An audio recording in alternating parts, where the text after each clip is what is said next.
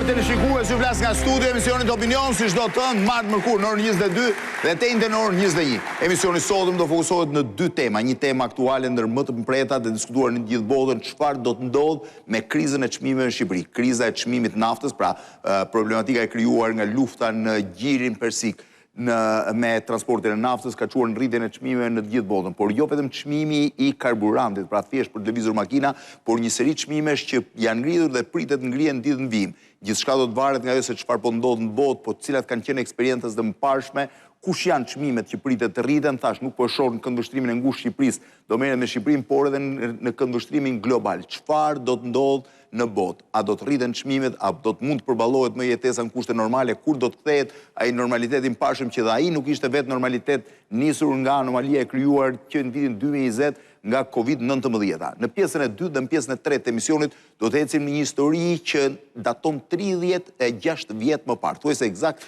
36 vjet më parë. Në 25 mars dhe më pas në 26 mars, sidomos në 26 mars, në Kavaj u zhvillua e para demonstrat reale, e vërtet, antikomuniste në Shqipëri. Flas një demonstrat, një përplasje e reale midis qytetarëve dhe policisë. Nëse në janar kishte pasur tentativa për të pasur një demonstrat në Shkodër, në monumentin e Stalinit në 14 janar, nëse në 28 janar në Tiranë, në qendër Tiranës, u lajmërua një demonstrat heshtje, asnjëra prej dyjave nuk ishte kthyer një demonstrat reale. Po mbas ditën e 25, mes ditën e vonë të 25 marsit të vitit 1990, në ndeshjen Besa Partizani që zhvilloi në stadiumin e Kavajës, ishte organizuar një reakcion i publikut, pra i tifozëve, me thirrje kundër regjimit komunist. Këto ndodhen, pra pati përplasje midis policisë dhe tifozëve, të cilat nuk u klasifikuan si politike, edhe pse parrullat ishin të gjitha politike. Pra parrulla që flisnin kundër regjimit komunist, kundër Nexhmije Hoxhës, me parrullën e famshme Enver Hitler e tjera. Por menjëherë mbas ndeshjes, mbas përplasjes gjatë me policinë, me forcat speciale, sigurimi i shtetit arrestoi një numër qytetarësh që kishin qenë të rinj, që kishin qenë aktiv gjatë ndeshjes.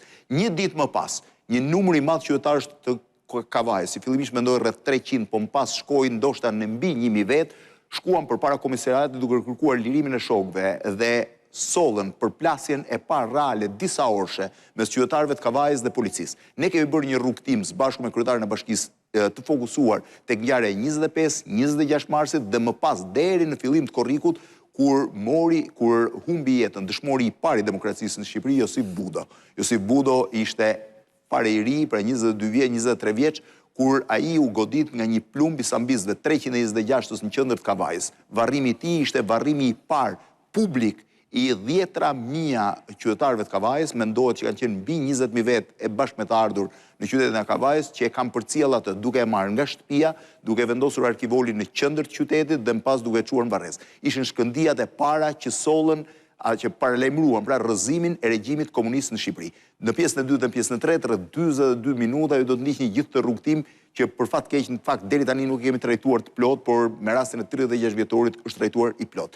Ndërkohë që un kam 4 të ftuar për emisionin sotëm, duke nisur me Ornela Çuçin, mirëmbrëma, mirë se keni ardhur. Gjergj Bojaxhi, mirëmbrëma, mirë se keni ardhur. Sokol Nako, mirëmbrëma, mirë se keni ardhur. Mirtan Seamini, mirëmbrëma, mirë se keni ardhur.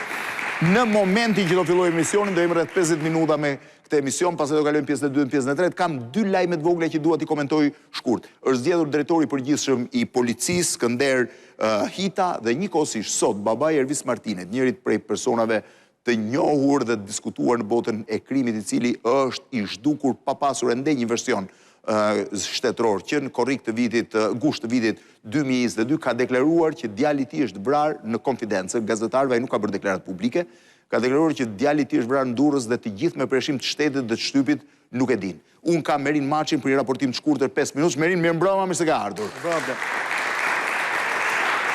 E para si ishte deklarata për Ervis Martinin, se ne kemi pasur emisione shumë edhe i tënën e 10 ditëve më parë po ashtu diçka të ngjashme. Ervis Martini ndonse tashmë po bën gati 4 vite që është zhdukur dhe nuk ka asnjë informacion rreth fatit të tij, vijon të prodhojë sërish të lajme.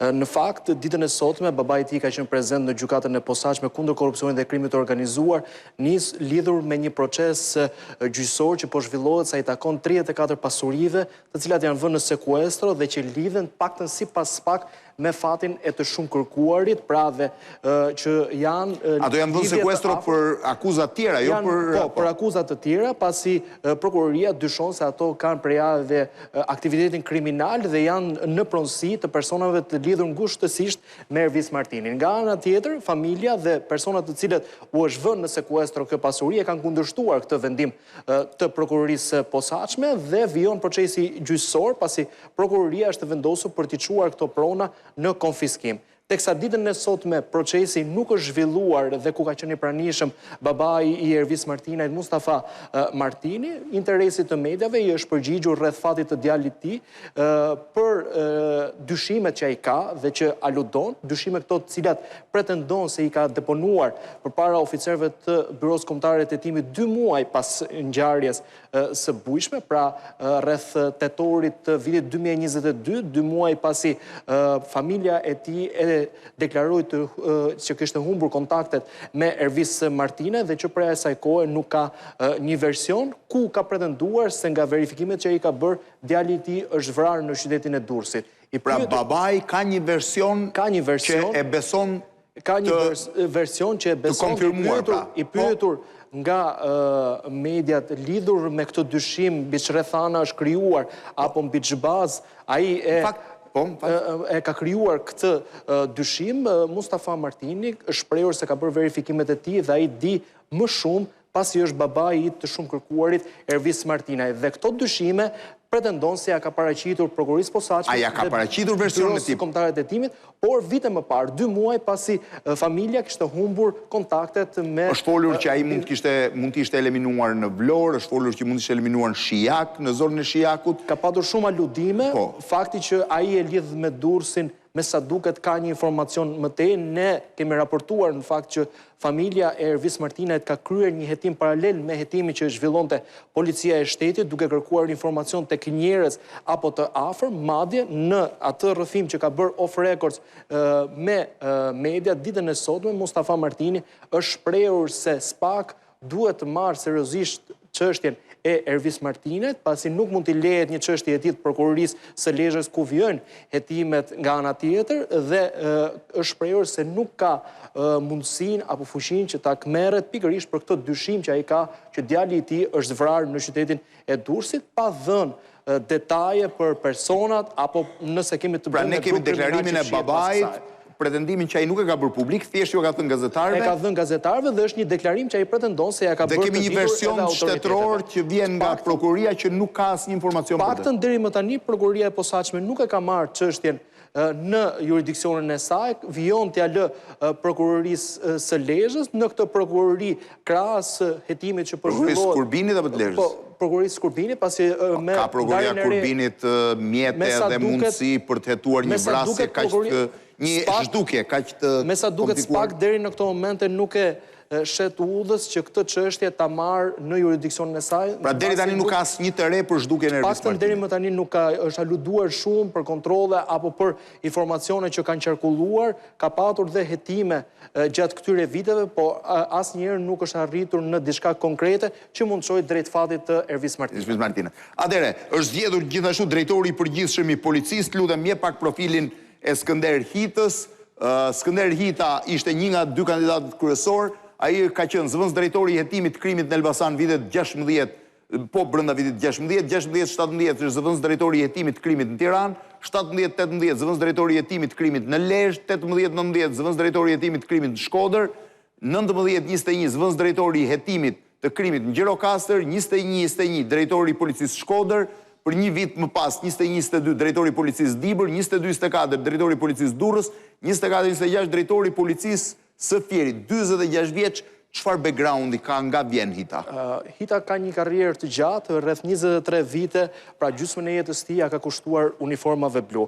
Është një oficer i cili fillimet e tij ka patur në hetimin e krimeve. Nga është në origjinë? Është nga Tepelena dhe është një oficer karriere në radhët e policisë, i cili të gjithë backgroundin e tij sa i takon uniformave blu e ka në hetimin e krimeve, madje është dalluar për pra ka qenë gjithmonë oficer në hetimin e krimeve. Po duket aty zëvendës drejtor dhe e ka nisur në Tiranë si inspektor i thjesht krimesh në pranë komisariatit 2, ka lëvizur në disa komisariate, më tej në sektoret e drejtorive vendore në qarqet ndryshme ku ka spikatur, por nga ana tjetër për aftësitë e tij sa i takon hetimit të krimeve ka marrë dhe vlerësime qoftë nga Departamenti Amerikan i Shtetit, por dhe nga zyra e FBI-s në Budapest pak vite më parë ku është vlerësuar për sa i takon provave të administruar në vendet e ngjarjes në sa i takon krimeve të rënda. Skënder Hita, për hir të së vërtetës, është një nga kandidatët, paktën mes 14 kandidatëve që ishin në garë për postin e rëndësishëm që pasoi Ilir Prodën në detyrën e drejtorit përgjithshëm, i cili nuk është përfolur asnjëherë sa i takon lidhjeve të tij me krimin. Mund të ketë patur akuza politike në drejtim të tij, por është një nga kandidatët që nuk ka patur Hita nuk ka patur akuza sa i takon lidhjeve me botën e krimit. Ka një CV ku vitet e fundit të pasur, mund të themi, për shkak të angazhimit në disa prej drejtorive që janë të evidentuara për kriminalitetin e lartë që kanë, ku mund të evidentojmë drejtorinë e Shkodrës, ka qenë në një kohë që pasoi ishte drejtorin e Shkodrës në vitet 2021 Niko Brahimi për shkak të ngjarjes që humbën jetën 4 vetë për shkak të një konflikti për shezlongët në Velipoj, dhe Skënder Hita shkoi pikërisht për situatën kriminale. Pra është oficer karriere, në Durrës gjithashtu ka pas një çështje të rëndësishme për cilën është përmendur. Në vitet e fundit ka qenë kontribues në zbërthimin e 2 vëllezërve Indrit dhe Klajt Beqira, mos gaboj, të cilët janë kthyer në kandidatët e tjerë kryesorë që konkuruan. Në dëshmitar të drejtësisë duke zbërthyer disa krime. Mes kandidatëve që vlen të përmendet është ish drejtori i policisë Tiranës, një figurë e cila edhe në momentet e fundit është parë si një potencial për postin e drejtorit përgjithshëm Tonin Vocaj, është drejtori aktual i marrëdhënieve ndërkombëtare Pullum Seferi, por gjithashtu një tjetër kandidat i fortë në këtë garë ishte edhe Lorenz Manganika, që gjithashtu ka patur një karrierë në policinë e Tiranës, policinë e Shkodrës, atë të Korçës, por aktualisht shërben pranë Akademisë së Sigurisë. Okej, atëherë të falenderoj, pra Skënder Hita është drejtori i policisë, pritet përpara çfarë kishe gjë Gjergji? Përshtypje niveli vlerësimit, dikur diskutonim a ka apo s'ka këll që të thotë jo atyre që ka sipër. Tani diskutojmë a është kriminal apo nuk është kriminal në lidhje me vlerësimin. Po ti me që do, Nëse mund të po, kthej përgjithësi unë kisha një pyetje tjetër. Situata ku ndodhet policia sot mund të jetë një nga situatat më kritike të saj, paktën vitet e fundit. Dhe evidentimi një drejtuesi të tillë, paktën për momentin që është e rëndësishme, për të veçuar edhe faktin që nuk është një person i anatemuar për lidhje me botën e krimit. Ai që po them unë është që problemi nuk është kriminaliteti, është politika. Kështu që nëse do të cjellun të një shembull politik, për shembull lajmi kryesor i fundjavës ishte sherr i madh në PS sepse gjatë kohës si fliste Rama, Elisa Spiropali ka bërë një mimik që si pëlqeu Ramës. Në qoftë se ti më flet që para 10 vjetësh, 15 vjetësh kishte debate të brendshme politike, sot lajm përbën mimika që nuk është ajo e duhura, imagjino se në çfarë niveli bie. Mërin, faleminderit. Qa Merin Mashi rikthehemi te tema kryesore, kështu që mos e prit më atë diskutimin politik apo me thelb apo me ide. Tani çështja është në këtë situatë. Në realitet s'u duket shumë entuziast. Ti s'ke dhe shumë lidhje me këtë punë të policisë. Nuk i njeh. Çfarë po ndodh me ekonominë globale? Të lutem, më jep pak materialin numër 2. Thash që rritja e çmimeve, Shqipëria natyrisht gjithsecili shep xhepin e vet, po ky është një problem global. Po të vini re në tregjet, ekonomia globale ka ndryshuar në tregjet e energjisë dhe karburanteve, naft, gaz, benzin, çmimet janë rritur ndjeshëm, ndërkohë rritje kanë mallra dhe bujqësia, siguria ushqimore, çmimet e plerave, mungesa e heliumit, transporti dhe logjistika, po ashtu kanë rritur çmimet e karburantit detar, fluturimet, kolapsi rrugëve detare si Hormuzi e tjerë kanë çuar në problematik në transportet në përgjithësi dhe ndikimi makroekonomik global, rritja e GDP-ve e tjerë. Ndërkohë që shumë interesante është rritja e çmimit të naftës në Shqipëri, mje pak njishin, të lutem. Njishi. Nafta është llogaritur 118 lek është vendosur tavani, 181 lek është për benzinën që duke arritur në nivelet ngjashme dhe më të larta në shumë vende, me shumë vende të Bashkimit Evropian. Ndërkohë që po të vini re, është shumë interesante sipas të dhënave zyrtare. Po insistoj një herë, sipas dhënave zyrtare, shqiptarët kanë disa çmime mbi nivelin e BE-s. Mje pak treshin, të lutem, sipas statistikave të Eurostatit, qumshi, produktet e bulmetit dhe vezët janë 132.5% e çmimeve mesatare të Bashkimit Evropian. Sheqeri dhe ëmbëlsirat janë 124.7% në raport me çmimet e Bashkimit Evropian, pjetë jo alkolike janë 118.3% e çmimeve të Bashkimit Evropian. Nuk po i hyr shumë detajeve tjera, u fokusova më shumë te kjo. Ndërkohë, që shumë interesant është fakti se përse shqiptarët deklarojnë që i dalin, pra largohen jashtë vendit për të bërë pazare. Më nxirr pak katrën, të lutem. Në Kosovë shkohet kryesisht në qendra tregtare. Në Maqedoninë e Veriut kryesisht bëhet blerja e naftës, pra ka shumë trafik për naftë. Në Greqi shkojnë, që kjo ishte e çuditshme, edhe nga Tirana për të blerë detergjent dhe medikamente, për arsye se çmimet rezultojnë më pasaj është dhe kjo ideja që aty janë më cilësore, këtu janë më pak cilësore. Po si do thosh janë se do prodhimet njëjta janë? E bëj shpesh pra, unë e bëj shpesh këtë. Po detergjentin një e prodhon. Për shkak janë shumë herë më të lira, mos flasim për cilësinë, por janë shumë herë më të lira se ç'janë sot në supermarketet shqiptare. Ndërkohë që Malzi kryesisht për produktet ushqimore dhe naftë që drejtohet veriu i Shqipërisë. Në fakt, sa do Shqipëria të përpiqet, ne jemi pjesë e një tregu global ku ne vetë nuk ndikojmë dot fare, po të tjerët mund ndikojmë ndjeshëm ndaj nesh. Nëritan, çfarë po ndodh? Duket se ka një stepje në gjitha, po vijare sot një lajm, ka një bllokim të rezervimeve për pushime nga gjithë kontinenti evropian, sepse njerëzit nuk e dinë si do shkojë, sa do të rritet kostot e jetesës, ka një rritje të çmimeve të biletave, ka një rritje të jetesës përditshme. Çfarë po ndodh? Më fal, sot po shikoja për një bilet avioni nga Londra në Hong Kong, edhe ishte afërsisht 4.000, po 3.681 euro. Dhe me çpash në llogaritë që kishin bërë së fundmi kompanit, ishte 560 fish më tepër. Po patjetër, sepse çmimet kanë shkuar për arsye të naftës. Çfarë po ndodh? Karburantet është e gjithë ndikimi i luftës apo jo? Ka dy element. Karburanti është një produkt i cili është lidhur me shumë industri. Me transportin, me industrinë kimike, me industrinë ushqimore, me shumë industri, me turizëm. Pra tjerat janë derivati karburantit. Në një farë mënyrë nëse karburanti. Kjo është live. Kjo tregon se sa është çmimi i karburantit të moment, po të shihni poshtë keni me javë, pra në muajin e fundit, në datën 30 që jemi sot është 114.8. Këtë moment që po flasim ne. Kjo çmimi i karburantit bruto. Shive ku ka qenë, po bruto. Kjo është nafta e papërpunuar. Nafta e papërpunuar si blihet. Domethënë është një produkt i cili është produkt kritik, në kuptimin që prej tij ndikon shumë industri të tjera. Dhe në këtë lloj kuptimi rritja e çmimit të naftës do rrisi çmimin e produkteve tjera. E para, por nuk është kjo gjë më kryesore. Problemi më kryesor është psikologjia e konsumatorit. Krizat ekonomike shpesh ndodhen për shkak të asaj quhet psikologjia e konsumatorit. Do thotë, nëse një konsumator mendon që nesër do jetë më keq, ai ndryshon sjelljen e vet blerëse, nuk ble një produkt, fillon dhe krijon rezerva për një produkt tjetër. Pra efekti psikologjik i krizës. Absolutisht. Domethënë efekti psikologjik i krizës është më i fuqishëm se sa efekti real i krizës. Po. Për shembull, në momentin që ti mendon që nesër çmimi i karburantit do rritet, nuk ka rëndësi do rritet apo s'do rritet, po ti mendon që javës tjetër çmimi do rritet, të gjithë do vrapojnë dhe do blenë më shumë karburant dhe kjo direkt do të arrisë çmimin në sekond, sepse kur rritet kërkesa për një produkt, direkt të rritet dhe çmimi i tij.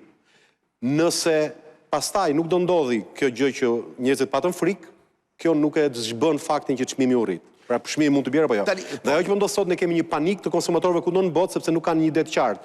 Sa do vazhdoj lufta dhe sa do të bllokuar prodhimi i karburantit. Dhe po të shikosh, në momentin që Trumpi bën një deklaratë që do mbaroj luftën nesër, direkt çmimet përmirësohen. Në momentin që ai thotë, dhe këto ndodhi në sekond. Pse? Sepse reagimi kryesor është reagimi i psikologjisë konsumatorit. Pra është reagim psikologjik, nuk është ende, po reagim psikologjik nuk do të thotë reagim i padrejtë, nuk do të thotë reagim i gabuar. Jo, i drejtë, po ti pret që nesër do jetë më keq, dhe nëse nesër do jetë më keq, ti rregullon sjelljen sot. Pra, nëse ti mendon se do ketë bukë nesër, do blesh bukë me shumicë sot, dhe do ta bësh rezervë. Dhe kjo, çfarë të duash? Nëse ti mendon që nuk do kesh para se do të bien të ardhurat, nuk do porositesh më pushimet për në verë. Po. Nëse ti do udhëtoje diku, ti do udhëtosh diku, ose nëse do prisë bilet do presësh tani. Pra, të gjitha këto ndryshojnë sjelljen e konsumatorit. Pse? Sepse ne të gjithë bëjmë llogarit, kemi kaq para, presim do marrim kaq dhe sa do kushtoj. Dhe me këtë analizë çdo lloj, po them, që nga individi tek familja dhe pastaj ke edhe kombet dhe më tej se kaq. Dhe kjo është gjëja kryesore. Pa diskutim që ka një rritje reale të çmimit të naftës për shkak të luftës dhe për shkak të ndryshimit të furnizimit kësaj gjë. Problemi dhe kjo është në përgjithësi. Problemi në Shqipëri është do të kthejmë Shqipëri, se desha vetëm të pyes. Si duket situata e çmimeve në gjithë botën, po flas, dhe kush janë sektorët kryesorë që preken? Në fakt, vetëm para disa ditësh, kur nisëm nga Frankfurti për të ikur, e ishte 1.8, dhe kur u kthyem për që bëm përsëri tranzitin në Frankfurt, e gjetëm me 2.4. Pra, rritja është e menjëhershme dhe është e ndjeshme në çdo sektor në farmëre. Por, ajo që dua të them është që unë prej kohësh nuk e marra pothuajse asnjëherë, nuk e furnizoj makinën time në Shqipëri. Unë e furnizoj ose në Kosovë për shkak të udhëtimeve, ose në Kosovë ose Maqedoni, sepse realisht më bie pothuajse 40-50%, po themi % më lirë nëse e furnizoj në të dyja vendet. Kjo së pari, dhe bie më lirë, së pari dhe dyta, po më mban më tepër. Pra, cilësia është edhe më e mirë se. Cilësia jashtë Shqipërisë? Absolutisht është më e mirë në të gjitha rastet, dhe paktën makina ime kështu thot. Këtë tregon. Në të dyja rastet dhe arsyeja pse në fakt nëse do të shkojmë dhe pse. Jo, të shkojmë më mbrapa, se desha të pyet njerë, çfarë po ndodh me krizën globale? Pra, ka një reflektim psikologjik, po? Është një sasi shumë e madhe e naftës që mungon në treg për shkak të mbylljes të ngushticës së Hormuzit. Nga ana tjetër do duhet të shikojmë edhe pak se sa janë vendet prodhuese. Aktualisht rezervat natyrore që ka në naftë dhe në gjitha derivatet e benzinës, Irani janë 7% e rezervave botërore, ndërkohë që po themi 13% janë rezervat e Venezuelës, por Venezuela e ka shumë më të rëndë, e ka me densitet shumë më të lartë. Nafta e Iranit është pothuajse aty në densitet me naftën që prodhojnë vendet e gjirit. Dhe në këtë mënyrë, vendet e gjirit nuk prodhojnë kaq shumë, nuk kanë kaq shumë sasi nafte sa çka Kanadaja dhe Venezuela, por në fakt për shkak të densitetit dhe për shkak të mënyrës se si merret kjo naftë, se si nxirret kjo naftë, kostoja atyre është shumë më e ulët dhe janë pikërisht vendet e gjirit që nuk kanë sasin më të madhe, por vendosin çmimet në treg.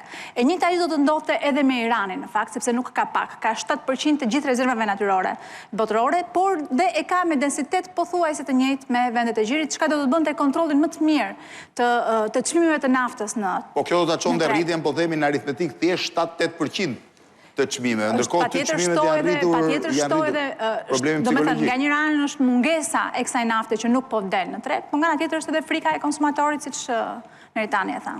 Gjergji, si mendon, do ketë zgjatje të problemit të çmimeve, pa do futet në një sistem problematik? Ne kemi krizën e viteve 70, krizën e naftës në Shtetet Bashkuara të Amerikës, e cila zgjati një cikël gati 3 vjeçar, edhe futin kolaps shumë prej industrive amerikane. Si mendon?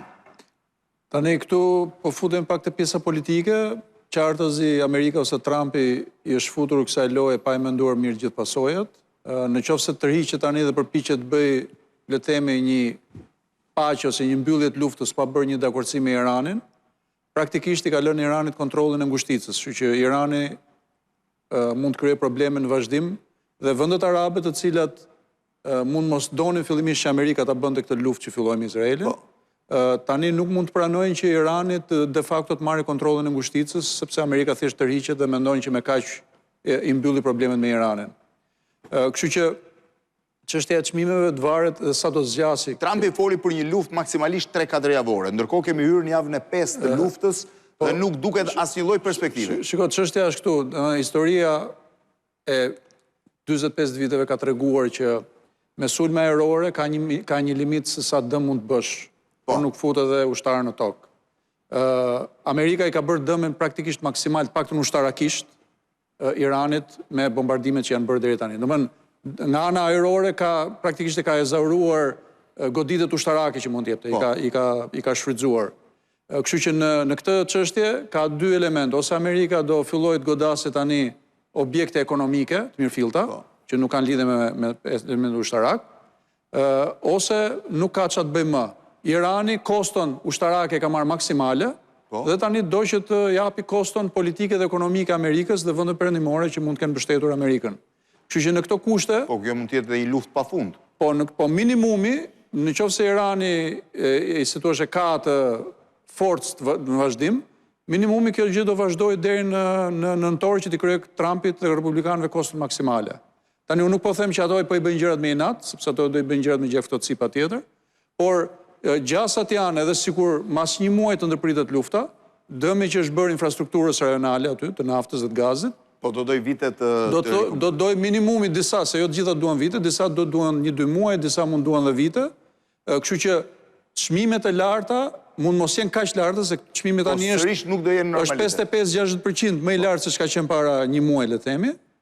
por çmimet do mbeten të larta, ose më të larta se qishin, kështu që dëmi ekonomik do jetë që do vazhdoj. Do jetë afatgjatë. Po, tani kjo varet, sepse sa ma afat shkurtër është kjo ngushticë që është krijuar ekonomike e produktit, do të thotë që edhe inflacioni do jetë... Pra ti thua që gjithçka varet nga lufta vetëm. Nga vazhdimësia, nga gjatësia. Në qoftë se do jetë relativisht e shkurtër, dhe shkurtër unë nuk pres më shpejt se vjeshta, sepse edhe thash, edhe po të ndërpritet tani gradualisht do dojë kohë të futet gjithë ciklin punë. Dëmi ekonomik do jetë i përkohshëm, inflacioni do jetë i përkohshëm. Në qoftë se lufta do vazhdojë dhe bllokimi i ngushticës do vazhdojë më gjatë, atëherë dëmi do jetë edhe më i gjatë. Dëmi tani mund të jetë inflacioni i përkohshëm dhe më shumë kolpa ekonomike, sepse njerëzit siç u tha, ngushtojnë kufizin dhe do krijojë një lloj ngadalësimi të ritmit ekonomik. Nëse lufta vazhdon më gjatë, atëherë ky ngadalësim mund të shkojë edhe në një lloj recesioni, në një lloj, si thua, problemi më të madh. Por çdo gjë varet nga vazhdimësia e kohore e këtij konflikti. Sa më gjatë shkojë, aq më probleme të mëdha do krijohen. Pse një konflikt vetëm në zonën e Gjirit ka impaktuar gjithë botën? Sepse kështu ndodhe dhe me Ukrainën. Unë do doja të shkoja pak më thellë. Unë mendoj që ky nuk është thjesht një konflikt që ka disa synime të caktuara rajonale dhe që sjell padyshim këto pasoja që ka sjell, siç ishte edhe konflikti në Ukrainë. Me ardhen e presidentit Trump, ai ka filluar të zbatojë atë që tentoi edhe në mandatin e tij të parë, por që ka pasur një tezë shumë më të hershme për rinegocimin e gjithë pozicionit tregtar të Shtetet Bashkuara me kryesisht Kinën, por dhe me tregjet e tjera kryesore, Bashkimin Evropian si blok ekonomik, Japoninë e tjerë.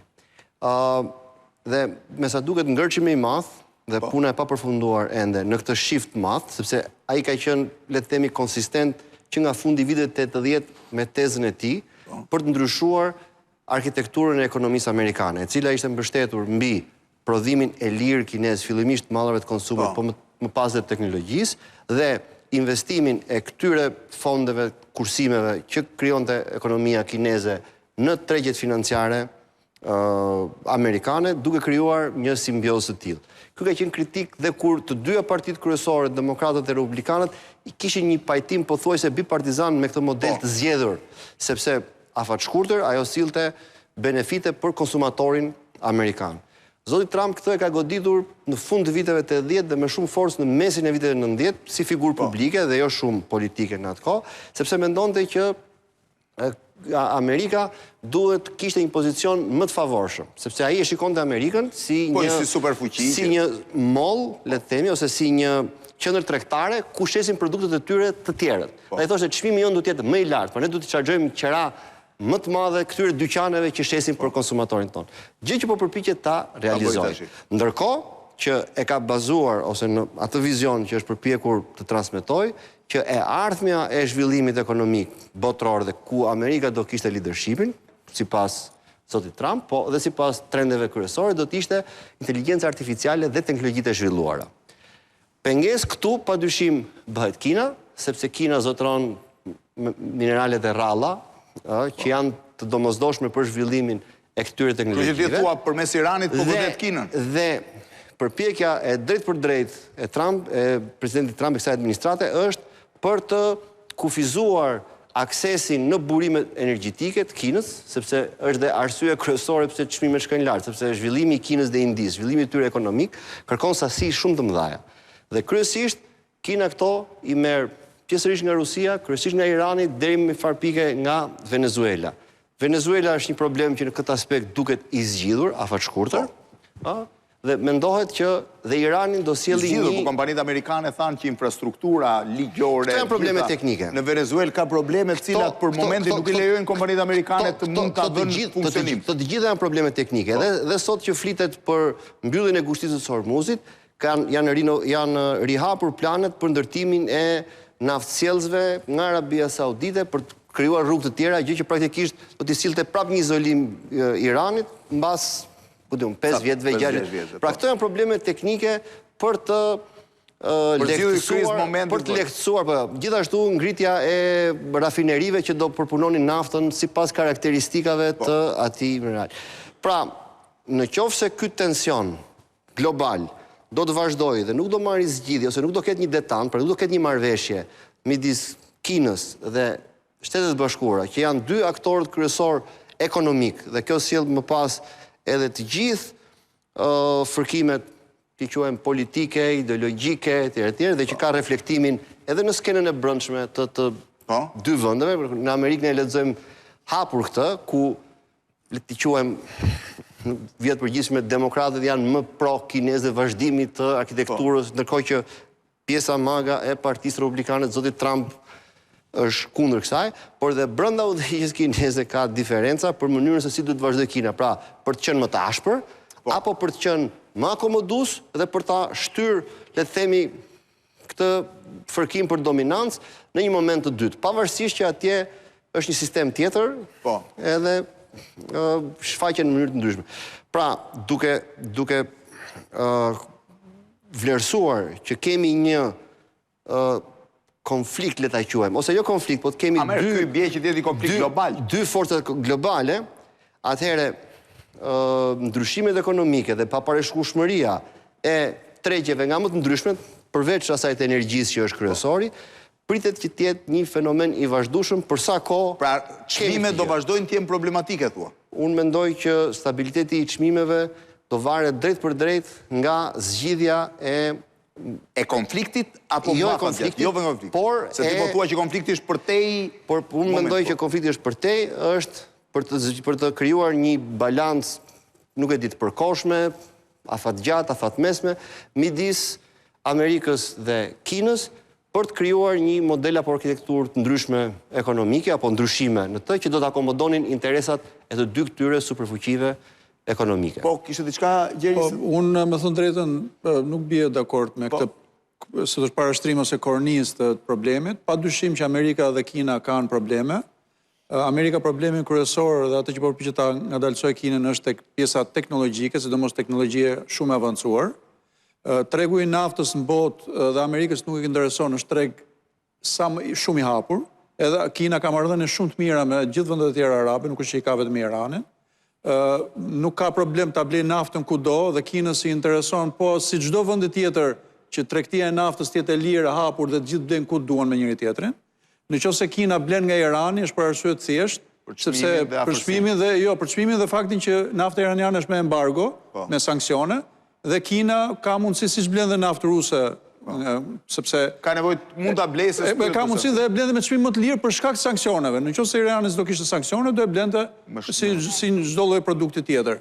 Kështu që nuk mendoj që ky problem është kaq i lidhur me Kinën. Problemet me Kinën dhe Amerikën, ato që përshtroi zoti Nako, qëndrojnë në tërësi dhe te pjesa teknologjike padyshim janë shumë reale, por tek ky lloj produkti, tek kjo pjesë e ekonomisë nuk ka të bëjë me Kinën. Domethënë Kina nuk ka ngritur flamurin për të mbrojtur Iranin, ka thënë ato gjëra që thot zakonisht, sepse ka marrëdhënie shumë mira me vendet e tjera arabe.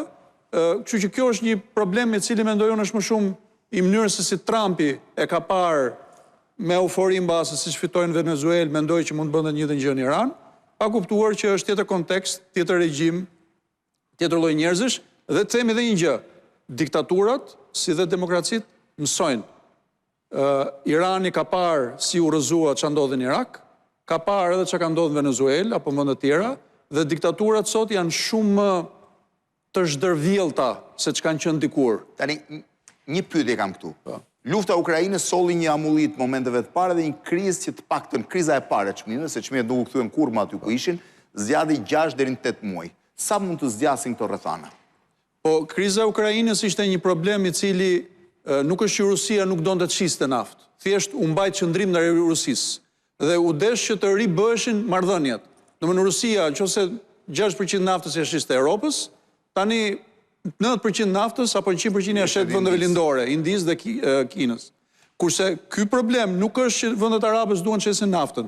Ky problem është që Irani ushtarakisht ka ngrënë dajak dhe po i thot Amerikës, unë nuk të rraf dot ushtarakisht, po bën një luftë asimetrike, por unë do të krijoj kosto maksimale ekonomike. Do të zë rrugën. Ty dhe gjithë vendeve të tjera perëndimore që janë pjesë e koalicionit tënd, pavarësisht se nuk janë pjesë e luftës në këtë rast. Më nxirr pak treshin, Neritan, po flisje po futet e Shqipëria. Sa do impaktohet Shqipëria? Se ne shohim vetëm çmimin e naftës, bordi e uli, sa do ta mbaj bordi, nëse nafta rritet në botë, ti nuk ke mundësi më reale të të veprosh. Aq më tepër që ne kemi edhe strukturën e naftës, lutem, që bëhet, këtu ishim kur e diskutuam, nxjerr pak gjashtën. Po ta shohësh strukturën e naftës është kryesisht taksa, pjesa kryesore e saj. Do të thënë, kjo ishte llogaria që u bë. Po?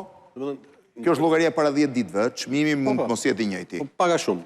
Domethënë, ajo që është e pazakontë në Shqipëri është që Shqipëria ka dy specifika. Specifika e parë është që përqindja që zën taksat në çmimin, në përbërjen e çmimit total të naftës është më e larta në Evropë. Po. Madje është pothuajse 2 fish i më të dytës. Pra Slovenia ka rreth 60%. 2 fish i më të dytës. Po ta bësh re këtu, pra çmimi në që mbrin në port është 87 lek për litër, ndërkohë që del me kosto të 200, sepse ka dhe ca taksa tjera që si kemi futur. Është më shumë se 100%. Po ajo ndryshon, më falë Netan, vetëm më shumë, ajo ndryshon duke edhe me çmimin e bursës.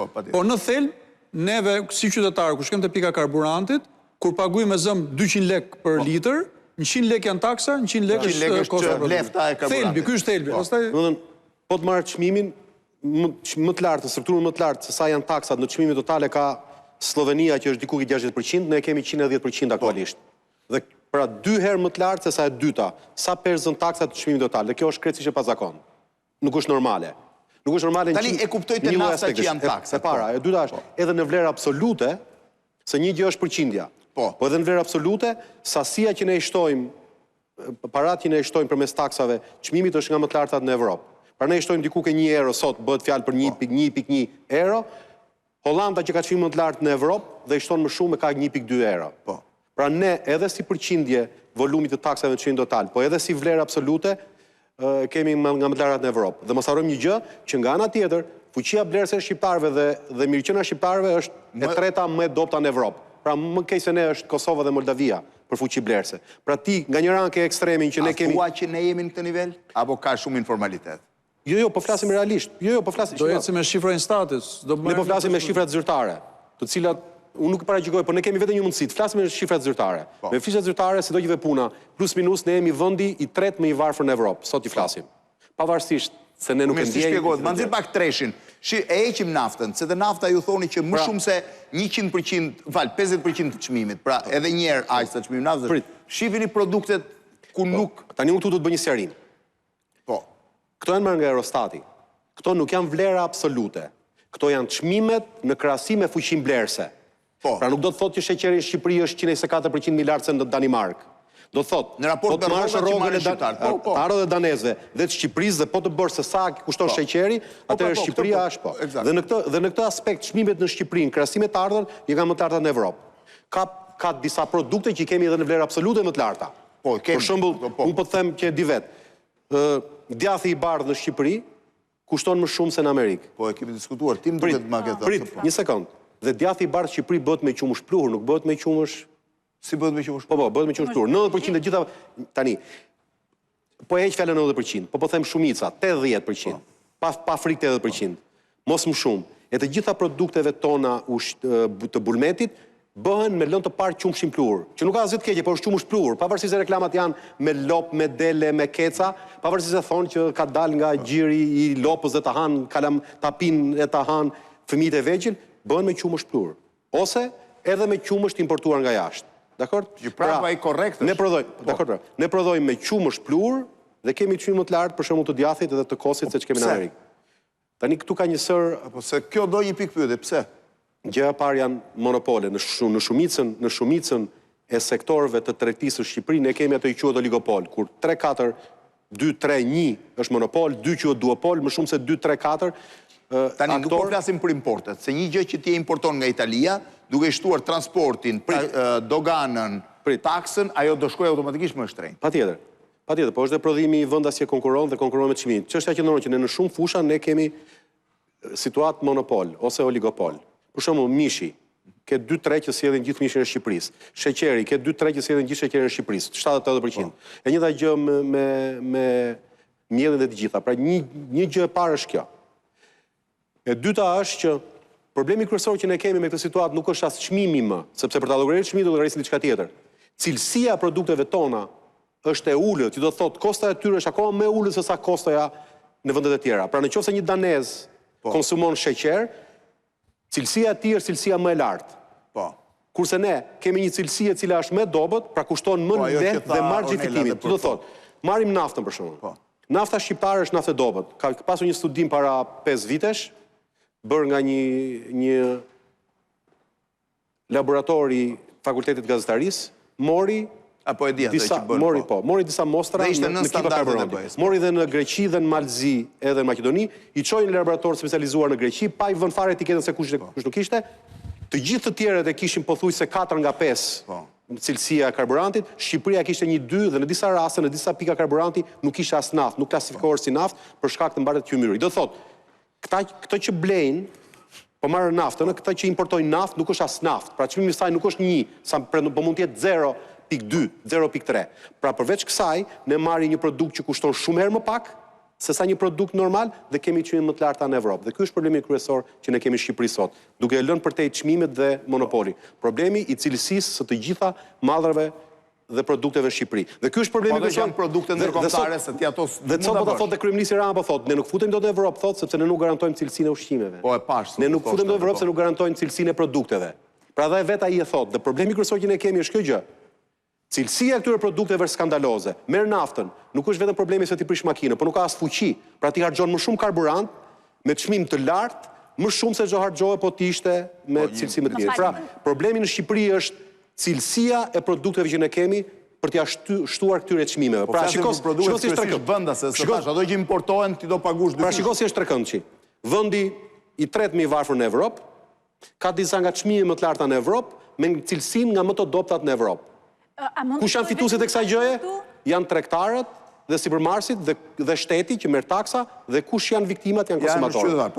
Vetëm të shtojmë dhe një faktor tjetër këtu që është më i rrezikshëm se të treja këto, se okay po i blejmë më shtrenjtë, okay po i marrim me cilësi më të dobët, por problemi më i madh në fakt është siguria.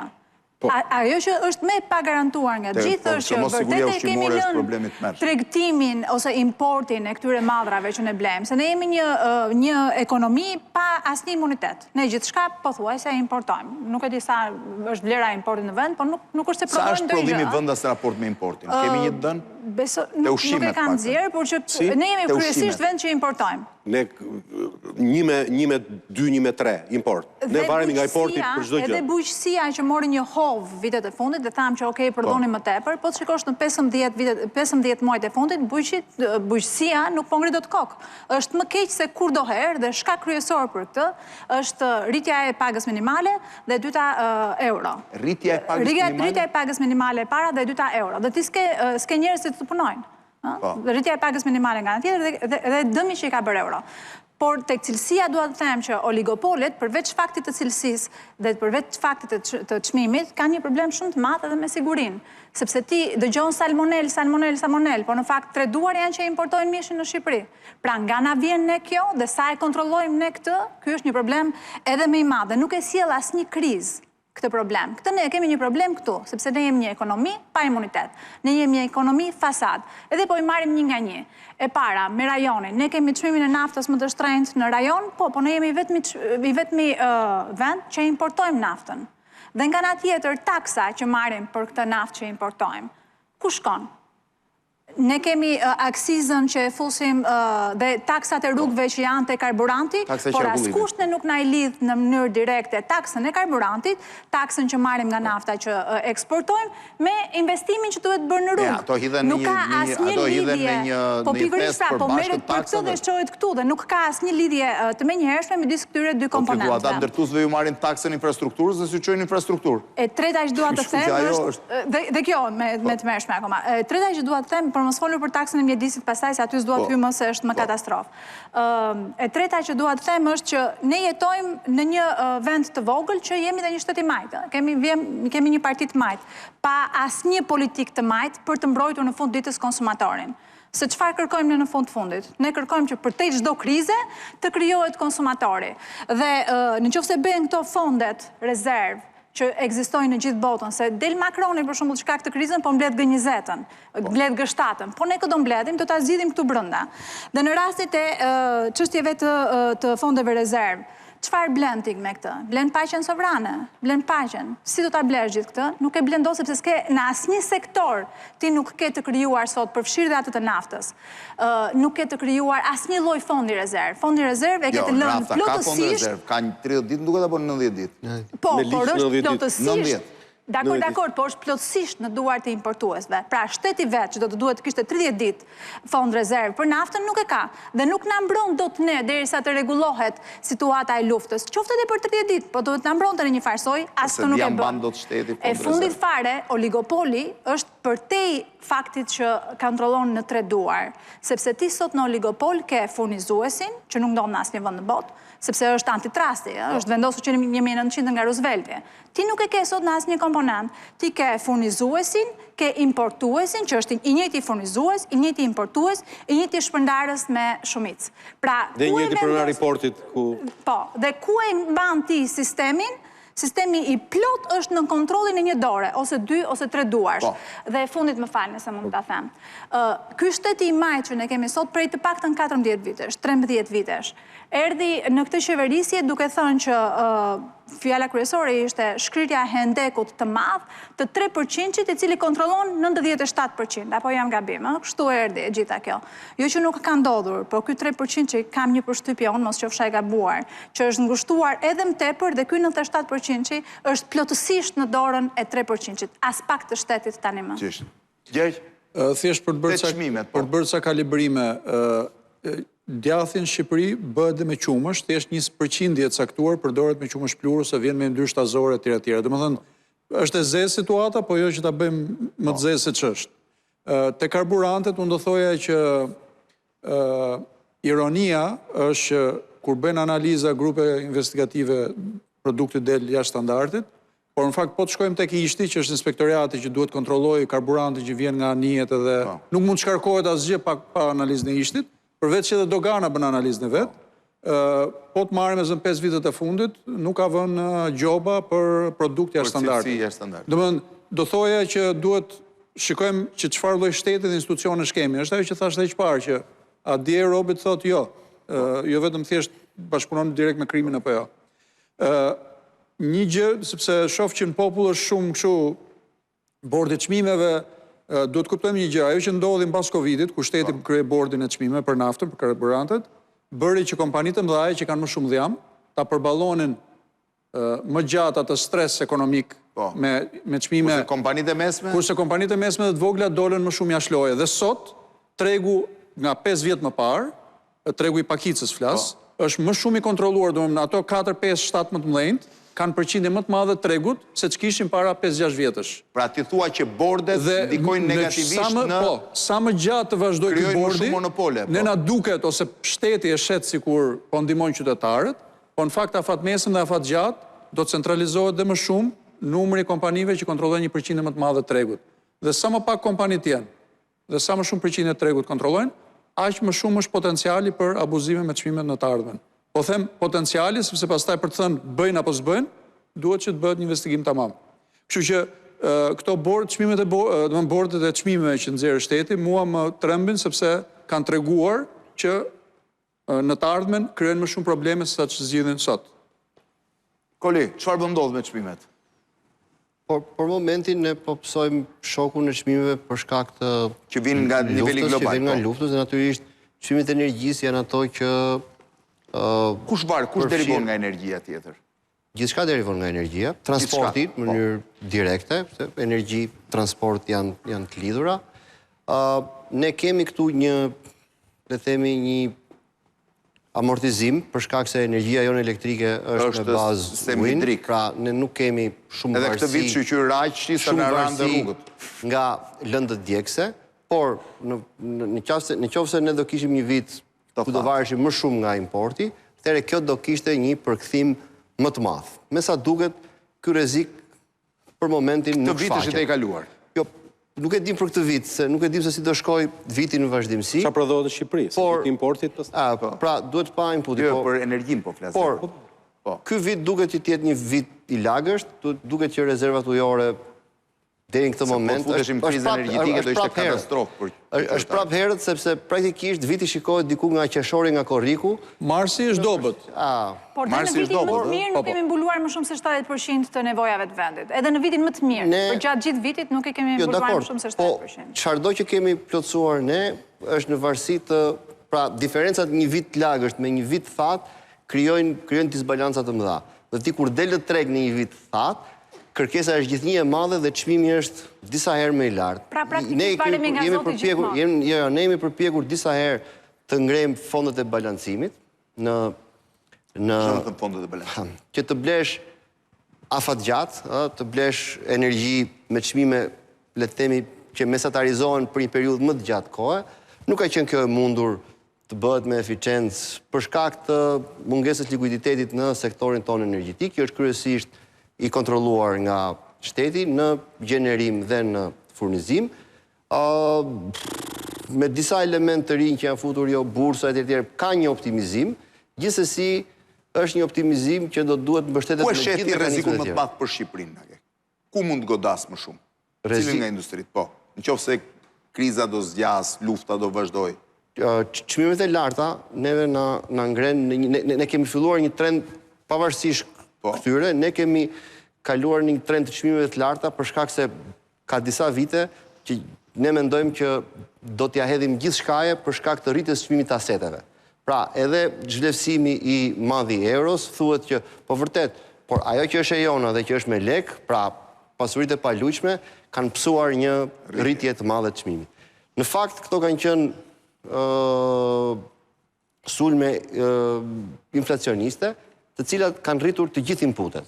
Dhe ajo që është më e ndjeshmja është rritja e të ardhurave, të pagave e tjerë, dhe kjo ka bërë që në shumë industri që janë të ndjeshme dhe që janë intensive në kuptim të fuqisë punëtore, të përballen me vështirësi. Por ne harrojmë që këto janë njësi prodhuese që krijojnë drejt për drejt kontribut në ekonominë tonë, dhe ne kemi thënë, kjo ka ndodhur se këtu s'e ka, nuk duket ta ketë vrarë mendjen njëri, por ne kemi thënë që, okay, gjithë çmimet, ne po ndërtojmë këtu që do shisim me 3.000, me 4.000, këto do balancojnë këtë të ardhmen. Por këtu ka një disbalancë të madhe, sepse dhe likuiditeti në secilin nga këto tregje është i ndryshëm. Diskutimin e vlerës pronës në Shqipëri se kjo është ajo që po ndodh ekonomikisht, pastaj vlera e pronës le dali sa doj. Ne kemi hyrë në territorin kur po merremi me çmime të cilat nuk i likuidojnë, pra nuk sjellin likuiditet. Ne i kemi në mendjen tonë, por nuk i kemi testuar as në skenar likuidimi, skenar horror, as në skenar të ongoing concern, pra të një tregu që është vazhdimsi. Por ama ne themi që, shiko, unë kam këtë të paluajtshmen, kjo ka vlerën 10, 1 milion euro. Çfarë ka nga vajta 2 deri në 3, po më mbulon kjo 10 që, po ne a dim që kemi 10 këtë? A di që e shet do të 10 kur duhet ajo po? Dhe kjo ka sjell, pra ne kemi një disbalancë shumë të madhe, një vlerë të vlerësuar aq, por që nuk e dim nëse në moment krize ajo e ka të vlerë apo se ka. Të gjitha këto mendohet që janë pasoja të kësaj sjellje që nuk kemi të vetmit ne që na ka ndodhur kjo. Pra, ajo që ne kemi mbivlerësuar çmimin e aseteve tonë, kjo është një fenomen që ka ndodhur në të gjithë vendet në zhvillim. Këtu problemi është se si ta mbajmë analizën edhe veprimin tonë me këmbë tokë. Po nuk jemi as të parët, as të fundit që e bëjmë të. Thjesht për ta, me që po pyet për naftën dhe efektin direkt, atëherë në shportën shqiptare, konsumi i naftës i drejt për drejt nga qytetarët është e 4%. Kështu që kolpo le të themi e çmimit rritjes çmimit naftës tek si thua të xhepat e drejt për drejt, si vale drejt për drejt nuk është shumë e madhe, është 4%. Pavarësisht se derivatet e naftës. Po pikërisht aty do shkoja, do në vala e parë. Vala e dytë është nafta, është çdo gjë, transporti, plerat të cilët përdoren për bujqësinë, plastika, 99% e plastikës bëhet nga produktet e hidrokarbureve. Po. 99%. E vetmi avantazh që ne kemi që nuk do ta ndjejmë është çmimet e energjisë elektrike për shkak se kemi një kompani publike, kemi sistemin hidro dhe shteti zakonisht kur janë kolpot e shkurtra nuk i rrit çmimet sepse një pjesë blihet dhe një pjesë e energjisë do blihet është më e lartë për shkak se çmimi i gazit është rritur. Por produktet bujqësore do ketë rritje. Edhe sikur mos të duam neve, në një pjesë të Europës, për shembull serat janë me kaldaja, që janë me gaz. Do rritet kosto atyre. Do rritet çmimet në Holland apo në Itali. Atëherë fermerët shqiptar do përpiqen ta shesin domatën më shumë në Itali apo në Holland, që do thotë do ketë më pak domate këtu, do rritet çmimi i domates. Domethënë, neve përderisa kemi hyrë në një treg dhe një marrëdhënie ndërkombëtare të tregtisë, padyshim që do prekemi nga këto gjëra. Çështja është masa, dhe nëse vjen me valën e parë apo vjen me valët e tjera që pasojnë. Në këtë mes, ajo që unë vetëm ta mbyll, është kjo. Kolpo e parë që ne po ham mund të jetë një inflacion momental, që edhe mund të bjerë më vonë ose mund të vazhdojë, por edhe të kurrë aktivitetit ekonomik që vjen nga aspekti psikologjik që u fol më parë. Po që është. Sa më shumë zgjat lufta dhe bllokimi i ngushticës në Iran, aq më shumë kjo do kthehet dhe në recesion ekonomik, por edhe në një inflacion më të qëndrueshëm dhe më problematik. Po? Në fakt, po shikoja të dhënat që ka nxjerrë Banka Botërore, edhe ku mbështetet realisht gjithë ekonomia shqiptare. Janë 3 sektorët që mbështetet ekonomia shqiptare. E para është ndërtimi, në fakt e cila e rrit, tha dhe zoti Nako, që e rrit në mënyrë artificiale, le të themi, gjithë rritjen ekonomike. E dyta është konsumi, shërbimet, dhe e treta është turizmi. Tani, përsa i përket konsumit, ajo që u vure në fakt si vjet ishte që rritja ekonomike për shkak të konsumit, për shkak të shërbimeve, ka qenë vetëm 2.7%. Çka tregon që është rritja më e vogël që pas Covidit në Shqipëri. Nuk ka ndodhur asnjëherë më parë. Arsyeja pse është sepse shumica e njerëzve, ju e thatë më parë, që mundohen të blenë jashtë, kishte bërë një analizë shumë interesante sot Monitori që tregonte që një pjesë e madhe të ardhurave tona shkojnë për të blerë jashtë për shkak të cilësisë dhe për shkak të sigurisë dhe për shkak të çmimeve më të lira. E treta fare është turizmi. Ajo që ne ende nuk e kemi kuptuar është që në epokën që jemi duke jetuar, në ditët që jemi duke jetuar, që kemi, le të themi, pjesën më të madhe, ose më saktë jemi në periudhën më të madhe të deindustrializimit të vendit, se cila është industria që ne prodhojmë përveç turizmit, asgjë tjetër s'kemi. Aty ku në fakt pritet që ta ham kolpën më të madhe, është pikërisht turizmi. Ende ne nuk e kemi menduar se çfarë do të bëjmë, çfarë masar do të marrë Shqipëria, pikërisht për të mbrojtur të vetmin. Mund të marrim goditje këtë turizmi? Ja, do ta them dhe pse. Të vetmin sektor që ne në një farë mënyrë shpresojmë që të na arritin nga ana ekonomike. Por në të analizojmë pak të dhënat se çfarë të ardhurash ka sjellë në ekonominë shqiptare turizmi, shikojmë që më shumë i ka sjellë ekonomisë greke, për shembull, se sa i ka sjellë ekonomisë shqiptare.